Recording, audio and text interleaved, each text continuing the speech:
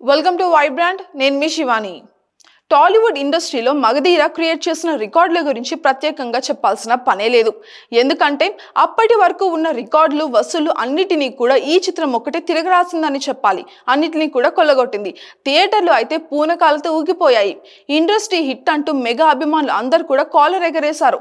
చిరుత cinema పైన విమర్శలు చేసి చిరు వారసుడిగా చరణ్ సరిపోడు అంటూ వాగిన ఎన్నో నోర్లు మగధీరాతో మూతపడ్డాయి.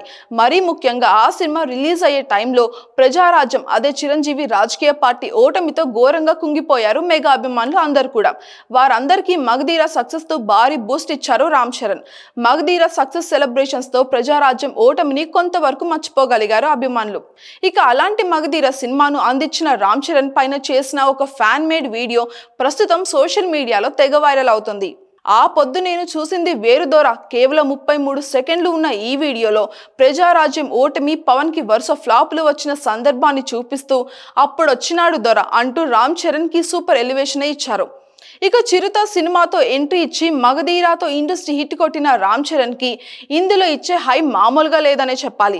ఇంద్ర, ఖుషి లాంటి ఇండస్ట్రీ హిట్లు చూసిన ఆడియన్స్ మగధీర రిలీజ్ రోజు చూసింది వేరు దొర అంటూ వీడియో వేరే లెవెల్లో ఉంది.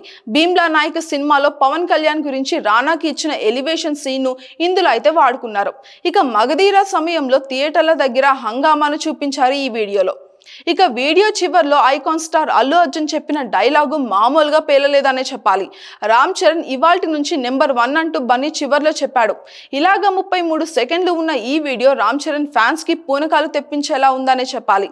ఇక ఈ వీడియో చూసిన నెటిజన్లు అందరూ కూడా మగధీర సినిమా పైన, రామ్ చరణ్ యాక్టింగ్ పైన ప్రశంసలు కురిపిస్తున్నారు. ఇక ఇటీవలే మగధీర సినిమా వచ్చి 15 ఏళ్లు పూర్తి చేసుకుంది. డైరెక్టర్ రాజమౌళి తీసిన ఈ సినిమా ఆయన కెరియర్ లో కూడా ఒక మైలురాయిలాగా నిలిచిపోయిందనే చెప్పాలి. ఇక ఈ సినిమాలో మెగాస్టార్ చిరంజీవి కూడా ఒక క్యామియోలో కనిపించారు మనకి.